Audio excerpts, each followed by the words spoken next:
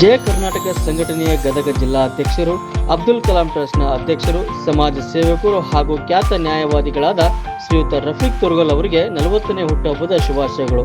ಇದೇ ಸಂದರ್ಭದಲ್ಲಿ ರಫೀಕ್ ತೋರ್ಗಲ್ ಅವರ ಮನೆಗೆ ನಗರ ಸೇರಿದಂತೆ ಸುತ್ತಮುತ್ತಲಿನ ಪ್ರದೇಶಗಳಲ್ಲಿನ ಜನತೆ ಶುಭಾಶಯಗಳ ಮಹಾಪೂರವೇ ಹರಿದು ಬಂದಿತ್ತು. ಮತ್ತೊಮ್ಮೆ ಹುಟ್ಟುಹಬ್ಬದ ಶುಭಾಶಯಗಳು ಅಧ್ಯಕ್ಷರೇ.